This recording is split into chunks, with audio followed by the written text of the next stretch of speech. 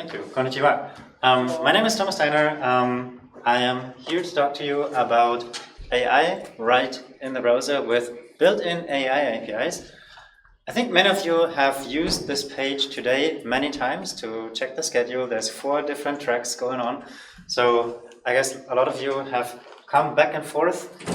And well, it's a well-made page, so you can get information about the speakers, about the abstracts, about their biographies, and so on. So here's my page. But it is not perfect. And I thought, well, for showcasing our APIs, I just do one thing that we software developers can do really well. I copied the entire page and I pasted it in my repository. And if you look at the URL, it's my throwaway repository. So where I put my stuff that I just use once and then probably never go back to. But what did I do? Oh, Siri, go away. What did I do? So essentially, I copied the page one by one, just my page. And if you look closely, there's some small differences. So what is the challenge with this page? Well, for people from Japan, maybe it is the English description. So I just added a Japanese button. So what happens if we press it? You can see that everything gets automatically translated. And this is an API that is built right in the browser. So there's no network requests. It's all happening locally. And hopefully this is accessible to more people here. So you can get a feeling of who I am, what I do, what I will talk about. But, well, if you reload and look at the page, my talk abstract, come on, this is an entire paragraph. This is generation TikTok. This is way too much. We don't read an entire paragraph. So is there a way to just boil this down? Can we make it simpler? And turns out there is. So what we have built in Chrome now is the Summarizer API. And this summarizes this to bullet points. And this is a lot more accessible, right? So you can more easily digest this. You don't need to read an entire paragraph. It's easier. So this is, again, an API that runs entirely locally, of course, here just on a toy example, but you get the idea. So you can take something that is long and turn it into something that is simpler, more easy to digest, and that's the Summarizer API. And then the last API is below the fold. So you can see here, I added this new field that was not on the original page. Ask anything about the speaker or session. So let me ask something about this session. So like, for example, what will I learn? Question mark. And well, the AI responds with, based on Thomas Steiner's bio and the talk title, blah, blah, blah. We will learn about all those different things here. So that's quite interesting. What else can we do? Well, we can ask like, who is the speaker? And we get an answer based on this.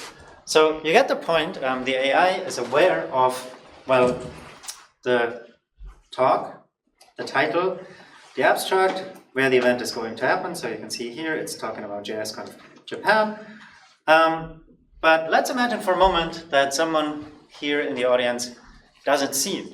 So I can also ask the AI, how does, and sorry, I need to type with one hand because I'm holding the microphone. How does the speaker look like? Question mark. And you can see that it's describing this picture here, so my avatar image. Thomas Steiner appears to be a fair-skinned man with short, slightly tousled hair. He has light-colored eyes and a somewhat relaxed expression, la la la. So, as someone who doesn't see, this is maybe a pretty good description of this image. So, how does all of this work? Well, turns out the code behind this page is Next.js and yada yada. So, all this massive, complex JavaScript stack that we have learned to build over the years. Somewhat unfortunately, maybe, because there's a lot of JavaScript on this page. So I thought in order to show you how all of this works, I just make it simpler. So I created this page. So it is a completely boiled down version of what could be a speaker page on a conference. And you can see it has 4 different steps. So let me start with step number 1. And well, imagine this were some conference page. So we have the speaker, we have the bio, and then we have this ask anything about the speaker field. So let's just try if this still works. So we can ask like, does the speaker wear a hat? Question mark. And then we can see that it is not aware of the image yet, because this is the basic version. So what can we ask? Well, we can ask stuff about the information that we have in text. So where did the speaker study? And then it gives me information about the universities that I've attended. And you can see now, well, this is Markdown, but I have not even gone through the steps of formatting it with a Markdown parser. So this is really boiled down to the absolute minimum. But let me explain you how it works. And for this, I can actually just pop open the DevTools. And we can go to the Sources tab, find the script, which is here, and we can just take it from there. So we can just directly in the DevTools understand step by step how this works, because the code is so simple, and that's on purpose, so that you can really follow along. So how does this work? You have seen the basic mechanics, but let's see how it actually works. So we have references to the HTML elements here. So we have a form, we have the input, which is this thing down there, and we have the output, which is the container where I'm outputting the LLM generated text. And then we have a form with an event listener to people who see this for the first time and don't use React for that. So this is how you do it proper. So what does the form have? Well, a submit event listener. So when you submit the event, we need to prevent the default. And then we get the prompt value, so the thing that I'm typing in here. So we get the value, trim it. If after doing that, there's nothing left, I'm returning. So if, for example, someone only types in spaces, and after trimming there's nothing left, then we return. But else, we remain in the code. We reset the inner HTML of this container, so just remove everything. And then finally comes the actual talking to the LLM part. And you can see already, it's not a lot of code. So how does it work? Well, we have a language model that we create. We tell it the expected inputs and outputs. And the expected inputs and outputs are arrays, and then we give it type text and languages, in this case only English. But you can see it's an array, so if I have more input languages, I could also specify more than one languages. And the expected outputs is exactly the same. So I'm only returning text here, and I'm only returning English text. And then we have an initial prompts field, and this initial prompts field takes an array, and you can see we pass it a system prompt. So a system prompt in LLMs is always used to sort of give the LLM a basic idea of what it is supposed to do. So here we tell it, you are a helpful general assistant with special knowledge about a person called Thomas Steiner, and then I pass it the inner text of the bio, so of this field here. And why am I using inner text? Because you can see inside of this, it's actually 2 paragraphs, so paragraph 1 and then down there, paragraph 2. And with inner text, we preserve the formatting, but we only get text, so no HTML, it's purely the textual representation. Okay, this is our system prompt. So now LLM is aware about the person, Thomas Steiner, with this biography here. And then finally, we can start prompting the LLM. So we have the language model, and we call it prompt streaming method, which gives us back a readable stream. And with this readable stream, we can then just iterate over the chunks and log them to the output. So for await, and then we get the chunks, chunk by chunk from the readable stream, and just simply append them to the output.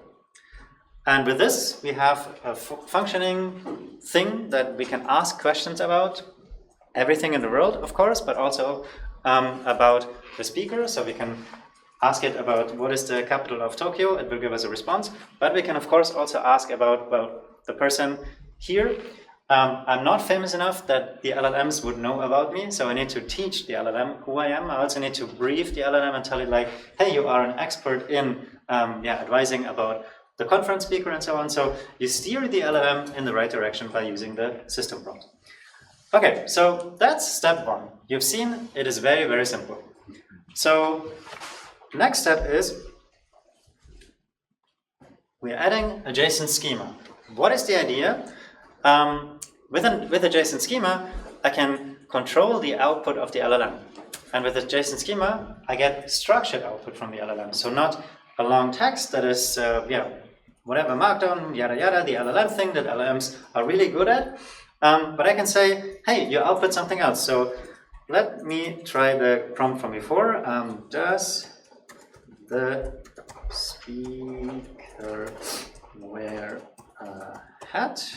Question mark. And now it's very small at the bottom. You can see it's only responding with true. So now I've taught the LLM not to do the LLM thing and go like, yeah, la, la, la, judging from the picture, la la la la la. It just tells us true. Okay, so how does this work? Now this part remains the same. We get access to the HTML. But here you can see I now have a response constraint, and it takes a JSON schema. And if you just want true or false, this is the simplest possible JSON schema that you can give it. So you can have the full expression of JSON schema, of course, but for this example, I really wanted to make the most simple JSON schema that you can imagine. So I just tell the LLM, I just tell the LLM the JSON response has to be true or false. Okay, then everything else from here is the same. So we got the form with the submit listener and so on. We create our language model just as before. All this part stays the same. The difference starts to appear here where we start the prompt streaming. So now I'm asking the LLM to respect this response constraint. And everything else is exactly the same. So we can see, well, now we have true, and we can ask any question and we'll answer with true or false, true or false, true or false. So you can see this can be pretty useful already, but we haven't actually done one thing yet. We haven't really made this multimodal aware. So up until now, everything we did was we worked with the text. So let's go into the next step. So how can we make this multimodal? So multimodal means I can input more than just one modality. So modalities are text, images, audio. Multimodal means I can use several of those. So now I can combine the text with also inputting an image. So let's see how this works first. So let's do this. Where was the speakers? I should have asked for a different mic. Speakers photo taken? Question mark. It's okay. It's okay. And then hopefully it responds. Yes. So based on the image, the photo appears to have been taken on a beach. There's sand, water, blah, blah, blah. So you can see it actually understands what is in the image. So as LLMs do, understands, scare quotes, of course. But yeah, it has learned, well, there's water, there's a beach, so likely it's a sea and blah, blah, blah, the ocean. So this really tells you, well, okay, there's something that we can use from this image here, some features. So how does it work? Now, with our HTML, we also get a reference to the image. And the image is, of course, just this little image here. So we get a reference to that. Now the prompting becomes a little bit more complex because, of course, multimodal means we have two prompts. We have the thing that we ask the LLM, so this text, which I now have called text prompt. So it's exactly the same as before. Just, I renamed it. But then here we have the actual prompt, which is an array now. And it's the user. So the role of this is user. And now the content is a little bit more complex than before. We have two objects here. So first we have the text, where we give it the text prompt. And then we have the image, where we give it the image. So this is how we construct our prompt. And with the prompt in place, we can now start querying the model. So we delete everything in the output. And now the expected inputs becomes a little bit more complex because now we need to make the model aware. Careful, I'm asking you things with text, but I'm also asking you things with, in this case, an image. So I need to tell it, well, expect text as input, and also expect an image as an input. So with this, the model switches in a special multimodal mode, if you will. The output is still the same, the system prompt is still the same, and the querying is still the same. So we can query the model with multimodal, and you've seen this is relatively easy to do. So not much that needs to be done here. Everything else can stay the same. And now in the final step, loading takes a little. I just want to go back. Still spinning.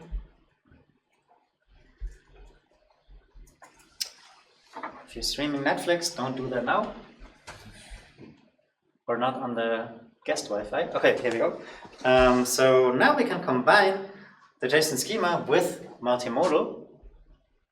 Oh, don't load that image. I have clicked already. Browser is stupid sometimes. Yes, okay, here we go. So what we can do now is we have the JSON constraint in place, and we can ask things about the image. So we can say, is Tom standing in the on the beach? On the beach, and hopefully it should tell us that yes. Oh no! The image is not loaded yet, so you can see there's an error, invalid state error. Let me force a reload, because of course if the image is not completely loaded, it can't get access to all of the bytes.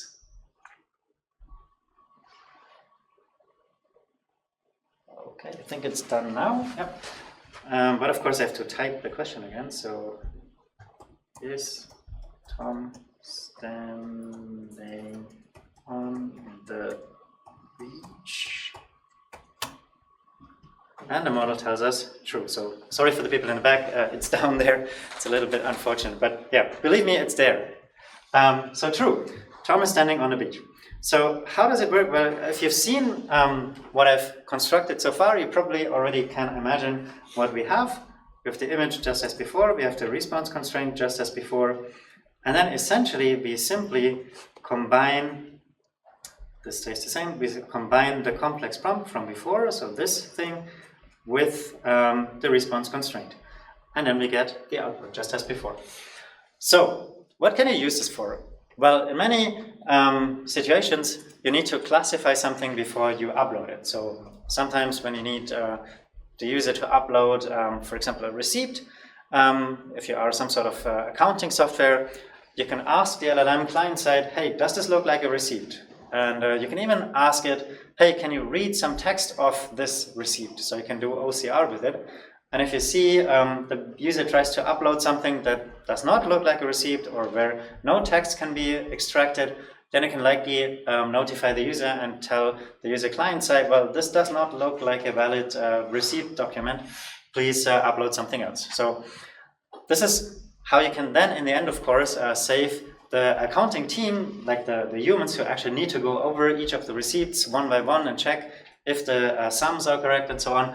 You can save them some work by only learning through things that are actually useful. So going back to the example, what I've shown you was this part. We have the summary and we have the translation left. And both are actually very easy so that I can directly live code them. So if I go to the console now, let me just make some space. Now actually it would be helpful. Could you hold the microphone for me, please? Because now I need two hands, this would be nicer. Okay, so what we have the bio. Oops. The bio is just a global variable that is this text. So whenever I talk about bio, you know that I'm talking about this.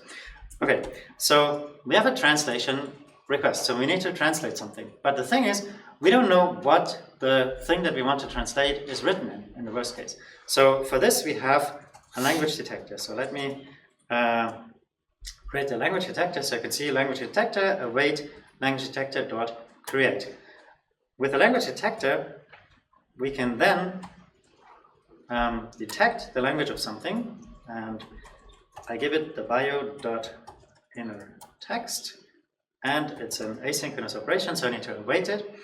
And if I execute this now, I get back a result with 2 entries, and you can see it is 99% sure that this is English. Okay, that's useful because now we can start with our translation task because we know what the input text is. Okay, so let's refine this and go to const translator. You can see already I've done this more than once. So our source language is English, as we have just determined. We could, of course, hook up the language detector API here and make this fully dynamic. And, of course, here we want to translate to Japanese. And then we want to translate the bio.inner text. Okay, so we create the translator from English to Japanese, and then we just call the translate function. And now, hopefully, after a bit of thinking, yes, it gives me back the Japanese result. And all happening locally on the client. So if you go to the network tab, there was no request. So let's clear everything. Let's do the same thing again here. So nothing. It's all happening client side. There's no API costs. There's no keys that you need to provide or something. And it's all happening locally on the client. So let's go back to the console here. We have translated, but you could see there was a little bit of a wait because we needed to wait until the full translation was there. So let me show you what else we can do. So we still have the translator from before. So it is still around. What I can do now is I can make streaming translations. So I can go const stream is the translator dot translate streaming, and we give it as before the bio.inner text. So now stream, oh my god, autocomplete is not helpful here. Stream is a readable stream that we can consume, so let's do that. For wait const c of stream, and then we just console.log the c. And well, it went very quick because in this case we have only a relatively short paragraph. But if you make this longer, you can see how, I think it's actually visible here. So if you go back to here, yeah, you can see how it grows. So it's growing step by step, the sentence by sentence, the translation. So this is also something that you can use if you want to. All right, the final thing that we need to promise, that I've promised and that I need to demonstrate is the summarizer. And by now you've already sort of seen the overall mechanics of those. So we start with the summarizer equals await summarizer dot create. So this gives us a summarizer. It tells me, well, you didn't tell it what is the output language and what is the input language. So for now, we just ignore this warning because it would be a little annoying to type this by hand, but you've seen in the other example with the expected language and the source language and so on, how it is done. But for now, let's just use it like that. So summarizer.summarize, and then we need to await this thing, and we give it bio.inner text. So this is going to summarize the biography, and there it is. You can see it is in Markdown format, so we have one bullet point going from here to here. Then we have a new line character, and then we have the next bullet point. So very easy. Again, this has a streaming variant, so if you want to get the streaming thing, we can also do that, summarize streaming. This is not asynchronous because the readable stream is asynchronous anyway, so we have s equals this, and then we have the, but I can actually just copy what I had before, so for await const c of, and now I call this s, Yeah, and now you can see really how token by token it streams in very quickly the response here. So it starts with this, and then you can see for the token by token, which is not actually words, by the way. So by the way, here you can see it. So F, and then the next token is Fugu. So Fugu is the combined word. In the majority, it is actually here full words, but yeah, here you can also again see it splits up my social media handle, so Tom I Yak.